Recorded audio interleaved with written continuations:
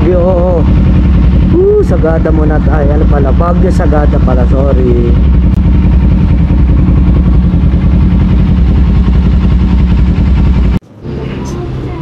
Okay, magandang biyahe to. Tatry namin dumiretso ng Sagada from Baguio. Kaso sa kasamang palad hindi dito natuloy kasi nagloko tong motor. So hanggang Baguio lang kami din. Nagplan na lang kami umuwi ulit para mapacheck yung motor. Sayang, sa susunod na lang ulit. Okay na. Hindi kami natuloy, sayang talaga, nakakainis. So isa yun sa mga gusto kong puntahan. So babalik kami kaagad dyan. So once matapos tong motor na to.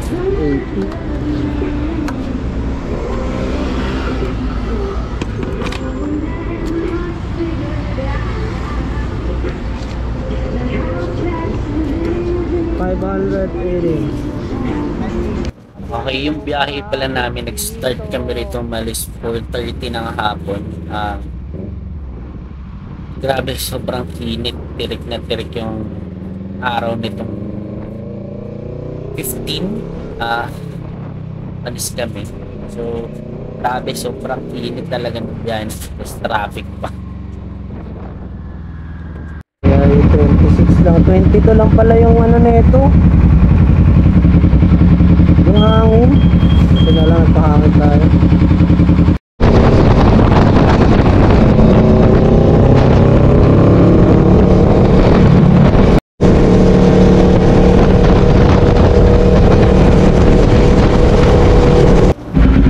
Okay, yung gamit pala namin dito is Kawasaki Versys 650. It is designed for adventure and touring. So maganda to, lalo na may angkas ka. So wala akong sakit sa balikat.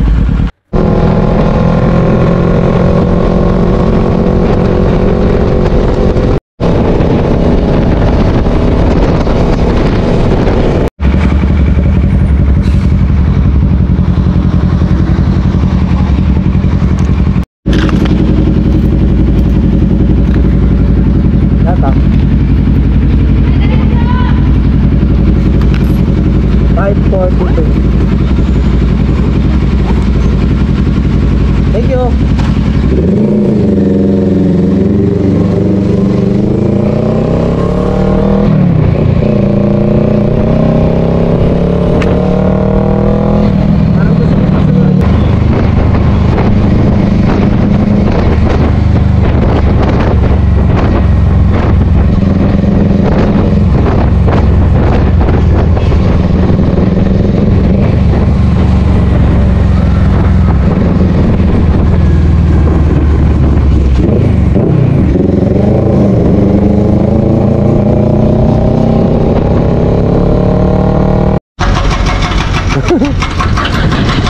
Dilipat ko lang itong ano. Nagdilagay ito dito, sabi mo hulog. Alin? Hindi.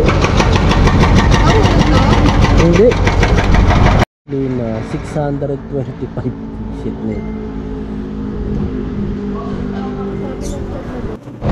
So, enjoy na lang kami ni Mrs. kasi hindi na talaga makaraw. Palubog na yung araw natin ito eh. So, yan, tinan nyo, ang ganda talaga ng view.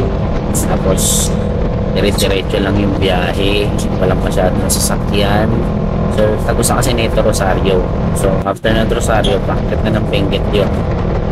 So dito talagang mapapansin nyo yung kalsada, tapos yung mga views namin dito dahil bababa na nga yung araw. Talagang enjoy na namin ito kasi ang ganda talaga, kasi hindi pa mainit. Doon kami nang hina eh, yung araw kanina nakakapangino. Ngayon dito nagloloko na yung voltmeter ko, tas 11, 10. So yan, namamatay-matay siya. Bakit na kami nito ng Baguio kasi nakabukas na yung lahat ng mga MDLs niyan. Tapos yun, panapansin, nagluloko na sila. Dumating na kami dito sa Baguio 801. So sana dito na kami sa traffic light. Mura lang. Magkano raw? Magkano? Okay na yan, palag na yan. Gutom na ako. Ito, meron pang kainan doon, seafood restaurant. Ang kwarto 2.7, 2.9 daw maganda. Kinuha na lang namin yung 2.7 kasi saglit lang naman kami, then diretso na kami ng Sagada. So nakakagutom na rin kasi. Ay nako. So mukhang masarap dito sa ano, Avax Seafood Restaurant. Kakagutom.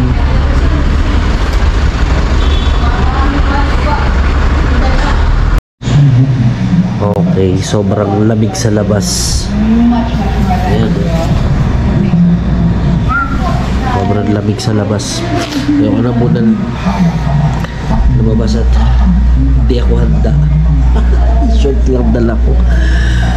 Pero okay itong hotel na napunta namin. Simple lang. Travel light 2.7 isang ano, a night. So mas maganda sa kabila sa Vivo 3,000, may libre ng pagkain dito. Dito wala eh. Okay lang. Okay na lang.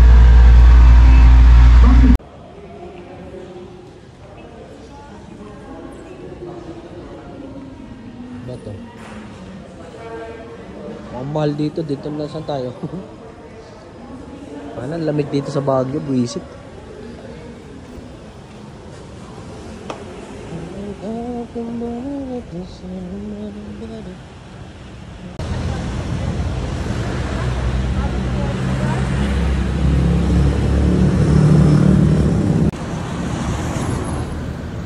Lamig. Yan eh.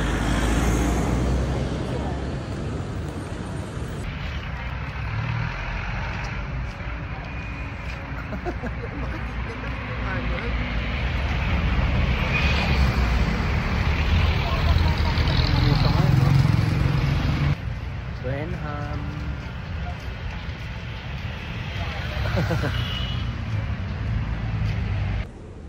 Buha ka na nga na ayaw mandar. Visit. Ay, ay, ay, ay. Wow, wow, wow, wow. Ay, ay, ay. Nakakainis. Tangin na, kumarang ka rin ng hayop. Mandar din. Kadyot is life.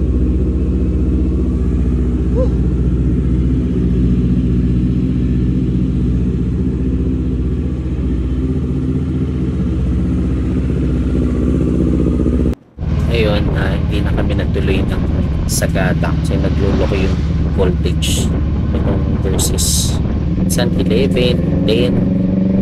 Basta nakakapit yung mga ano niya, yung mga accessories niya like yung mga MDLs, tapos yung Europa. So I think hindi maganda yung pagkakagawa ng wirings, kaya nag-decide na lang kami bumalik ng Valenzuela and then papagawa.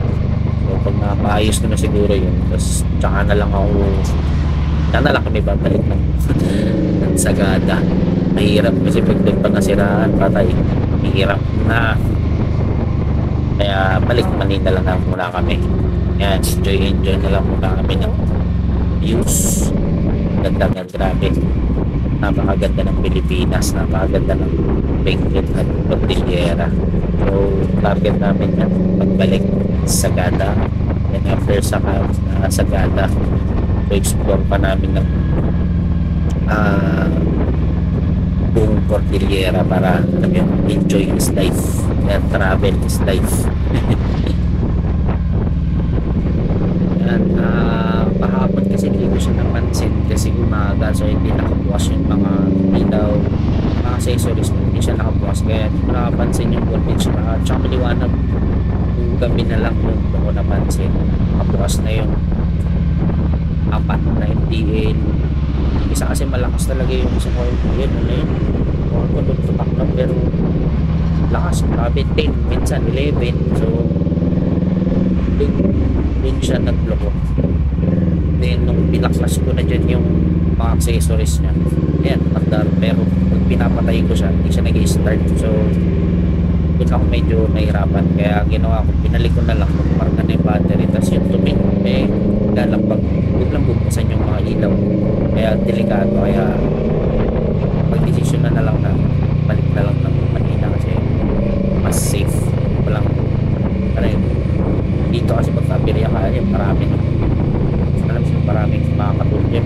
sa taas medyo alanganin ako doon, baka mamaya doon pa kami masiraan mahirap no. Kaya balik na lang kami, tapos yun, enjoy na lang kami ng mga view tsaka yung mga madadaanan namin. Yan dito sa part na to ng ng Cannon Road, ang malamig pa dito sin. So umabot kami doon sa February and March na na wherein ito yung mga pinakamalamig na month sa Baguio. So after nito plan, hindi na ganun kalamig, kaya umabot kami. Pero kasi dito sa part na to malamig pa. Kasi pagbaba namin dyan, wala, grabe, sobrang init, dilubyo na, El Nino na. Dito malamig pa rito, pero sobrang ganda kasi ng view, kaya hindi na namin minahataw masyado yung biyahe kasi enjoy lang namin yung mga ito.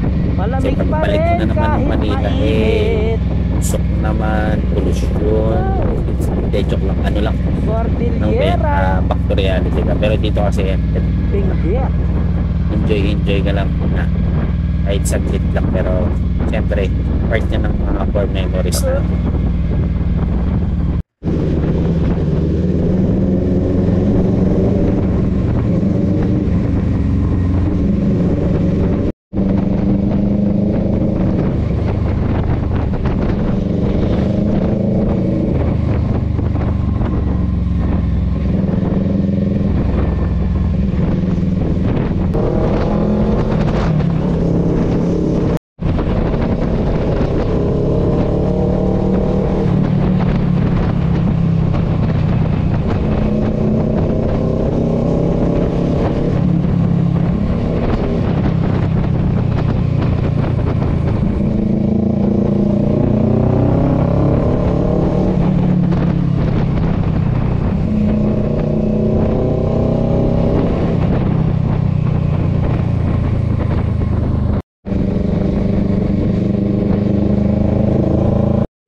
Huling pagas 442 sa Rosario. So utang na, ito na naman si Tanga, ayaw na naman mag start.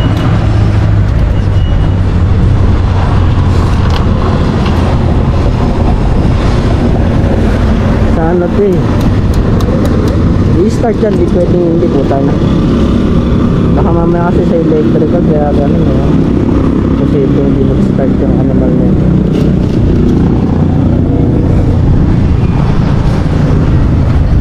Oo, gasan mo. I-start yung visit na yun. Naka-on?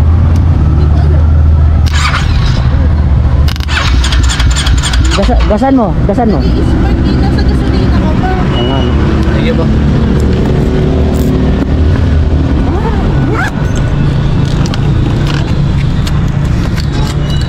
Naglolo yung yung sa starter relay ito. Oo, hindi na.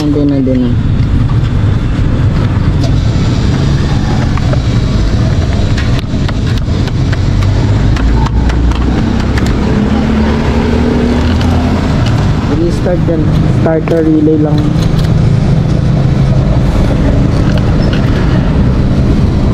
Pagka sinabi ko pindutin mo, papindutin mo ta. 2 go.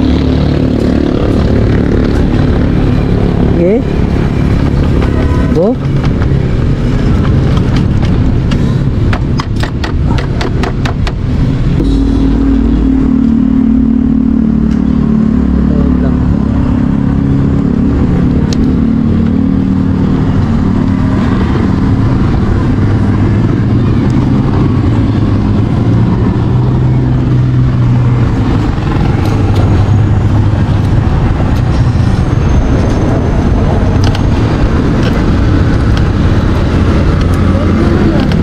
Sa ano nga lang yan, sa starter.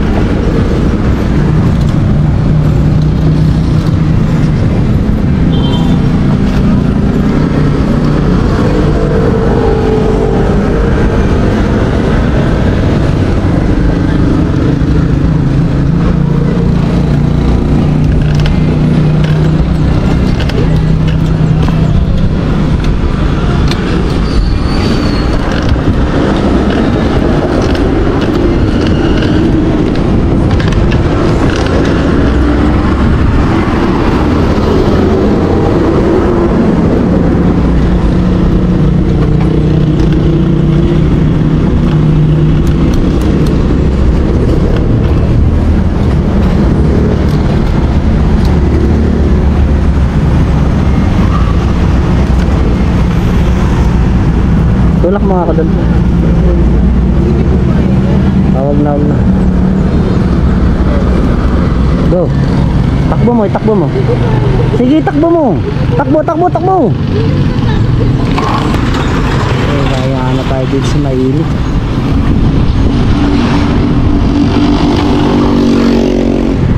Ibig na nandun tayo sa sa ano lang to, sa starter.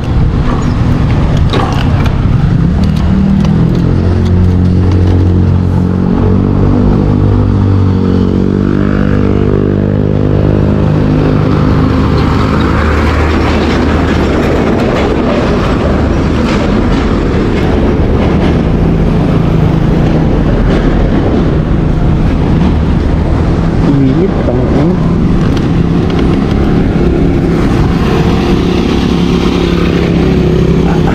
Ang hirap eh. Tulak mo ako dito, tulak mo lang ako.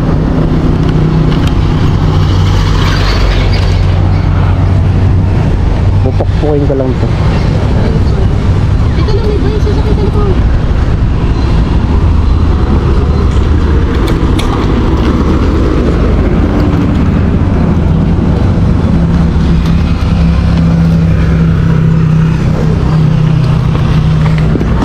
Ito lang yan eh.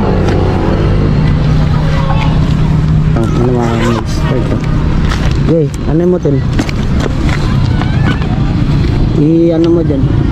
Paano ba? Pipindutin ko eh. Gagasan mo lang. Hindi ko na pipindutin to. Hindi na. Sabihin mo sa akin ah. Naka-on di ba? Oh. Gagasan mo. Ayun na, nakaganon ako. Go, 1, 2, 3. Ito pa? Ayaw. Ayaw. Ayaw.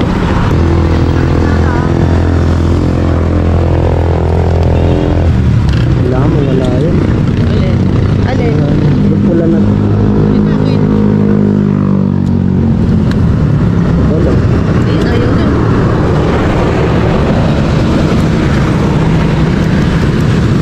Pahinga mo muna kaya. Pero malalong malulumot pagka hinga natin. Hindi naman. Gilid mo muna. Saan?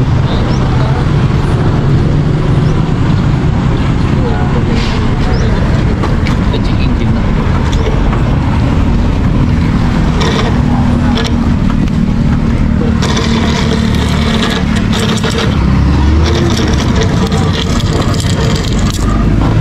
Alin?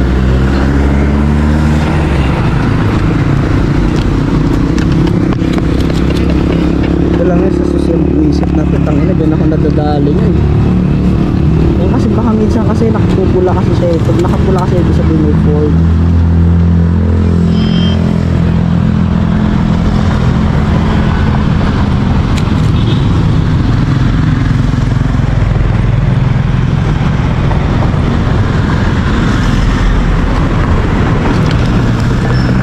Ay, start. Kaya mo itulak? Kaya mo itulak? Kuya, dito matutulak o papunta lang dun. Yeah! Okay, kuya, go! 1, 2, 3, go, go, go! Isa pa. Mabigat. I-jump start na lang natin. Ha? Sasakyan eh. Ano to yung sa starter kasi minsan ay gumana kaya ganyan.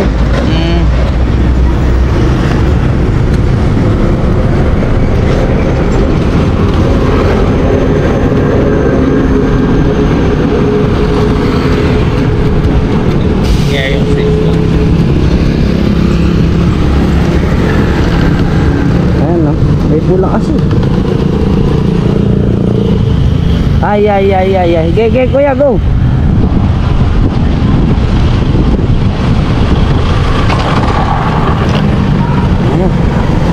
Ay, ayaw na talaga.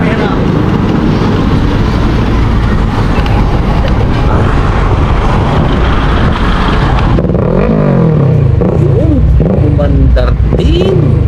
Salamat talaga sa iyo, kuya. Nagtyaga ako magtulak. Salamat talaga sa iyo. Ay, nako. Thank you, Lord. thank you talaga kuya sa pagtsatsaga mo na magtulak kahit sobrang bigat nito. Hindi dahil sa'yo hindi kami makakabiyahe. And talagang thank you rin kay Lord. Hindi niya kami pinabayaan. Kaya ito rin yung reason kung ba tayo kung dumiretso ng Sagada, kasi ito naglolo ko nga siya. Kaya mas mabuti pang dito na lang. Uwi na muna kami. Ano yun, para safe. Sira man siya maraming tao sa kalsada. Makakauwi kami.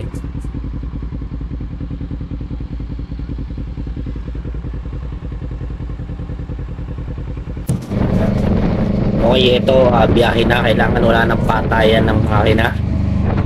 So kailangan dire-diretso lang. Siguro tumigil man ako dapat dun sa may area na mayroong magtutulak para umandar siya ulit. Kasi yun na nakakatakot pagka walang tutulak, bigat pa naman ito. So dito ay nalikot ko siya and then tinry ko ibalik lahat ng mga tinanggal ko. And yun, gumana yung starter through push button. And hindi na ako natatakot magpatayin kasi maandar naman na siya. Huwag lang mag-iilaw kasi pag nag-iilaw ako, wala. Nalulubat.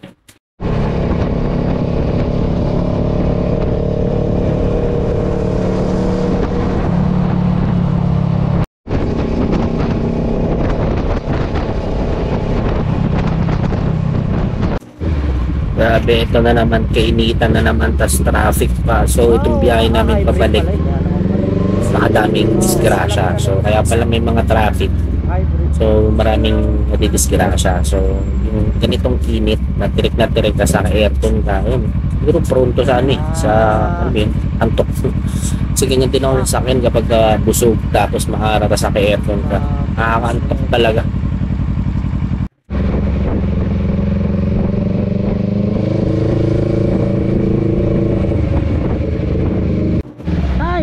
Ayan nga, hindi ako nagkamali. Meron nga disgrasya. So, feeling ko nakatulog siya. Kaya, ayun. Kasi sumadsad siya sa gilid Ayun, wala naman siya kapanggaan So, inantok siguro.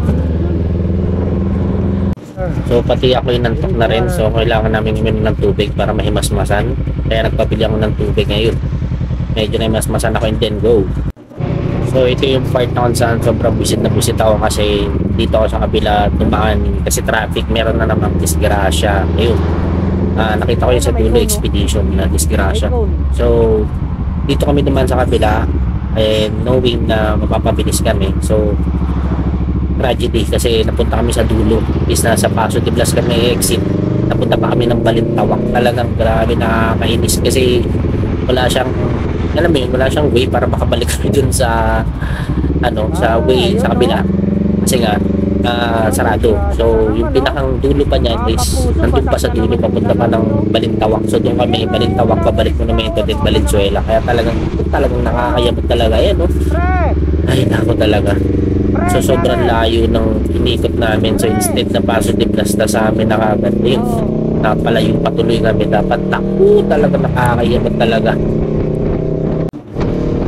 And kaya lesson learned, sa susunod din na talaga ako papasok dyan kasi alam ko na yung pupuntahan. Bis na alam mo yung maka-exit ka ng maaga tapos nakapalayo ka pa talaga, nakakainis talaga itong nangyari na ito. Pagod na pagod ka ng init, layo pa ng inikutan mo.